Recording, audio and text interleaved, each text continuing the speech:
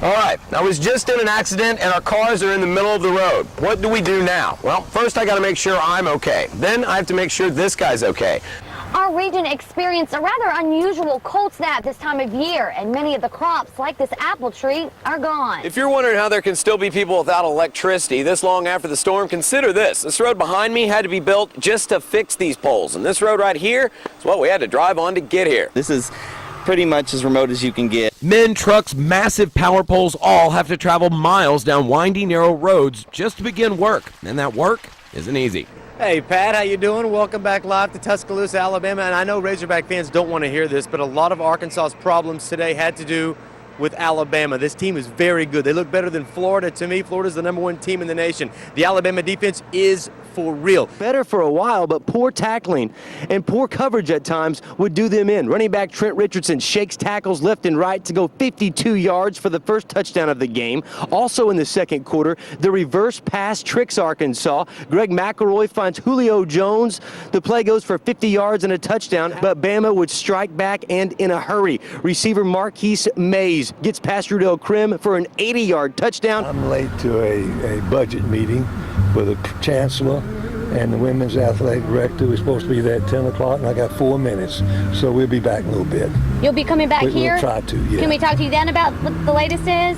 Well, there's not any latest to talk about, but when there is, we will give it to you. So he still has his job? We gotta go. We got to go. We got to go. Torrential rains over the last week has caused Beaver Lake to swell, leaving some people stranded on an island that used to be part of Nob Hill. General and Teresa Mills have lived on Nob Hill for the last 15 years and say flooding is always a problem. The road to their house looks more like a creek these days. They can barely make it through to the other side of the road. Here we go. But it's never been this bad where they can't go to work. I took off because of the rains that are coming. I was scared to go through it. Even though I have a high vehicle, it's up to almost the doors on now, and it's not safe. And it's just kind of scary when you get in the middle of it. You know, you can go slow, but just, you know, you fear what's going to happen to the car. Mills says there's always a lot of debris in the water, and they're taking a big chance of hitting a log and, as a result, damaging their Hummer. The headaches don't stop there. Getting the mail is more like an adventure than part of the daily routine. The mail lady will call us, at least she does that. She'll call us at the other side, and then we'll come down and meet her in one of our higher vehicles to get the mail and deliver it back to the 3 neighbors that are down here. The Mills say they've talked to the Washington County Road Department and the Corps of Engineers to fix the problem, but nothing's ever been done. We did talk to the Washington County Road Department, and they said there's little they can do to help the Mills, saying that's the risk they take living so close to a lake. In Nob Hill, I'm Allison Woods for KNWA Northwest Arkansas News. Feel like you're falling just after falling asleep? Then you are a hypnic jerk, or at least that's the layman term for what you're experiencing. It's actually called hypnagogic myoclonic twitch. Yeah, let's stick with hypnic jerk. Anyway, this happens to me a lot, and though I find it annoying sometimes, I also find it hilarious. If you're not sure what we're talking about,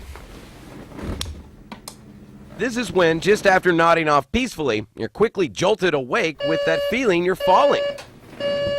See, how could you not love that? Though it's not exactly what normally happens.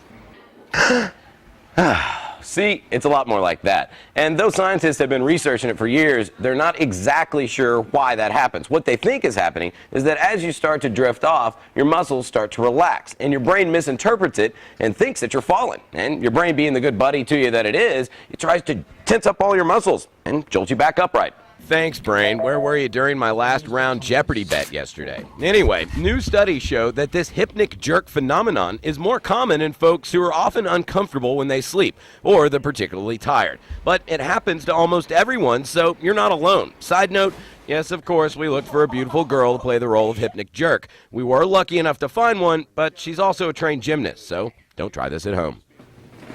And thanks for that great flippin' question. I'm Alex Flippin'.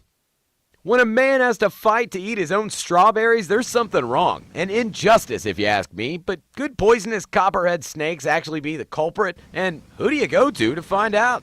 Well, we headed down to the new Fayetteville location of the Ozark Reptile Museum.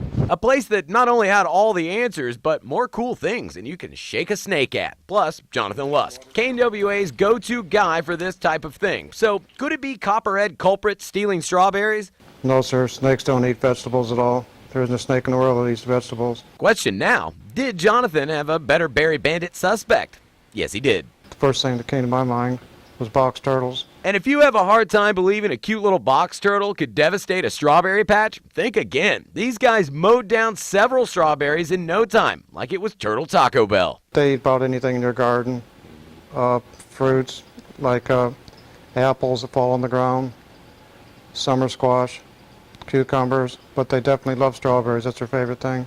Turtles emerge right around when strawberries do and stick around for most of the growing season. So, Richard, it could be some other berry-loving creature, but hopefully something way more adorable than a poisonous snake, like these strawberry-crazy box turtles. Thanks for that great flippin' question. I'm Alex Flippin.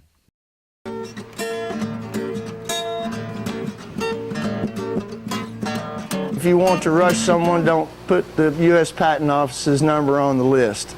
There's nobody home. It became patent pending December 2002, and it wasn't until February the 13th of 07 that it was printed in the U.S. Patent Office.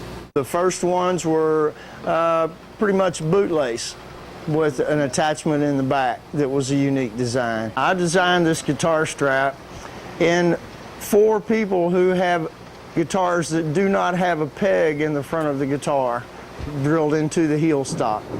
If you take a vintage guitar and you drill a hole into the heel stock, you no longer have a vintage guitar. You just scrape the finish off of your antique. When I was designing these straps, and he said, you know, that's really cool. Why don't you make one for Neil?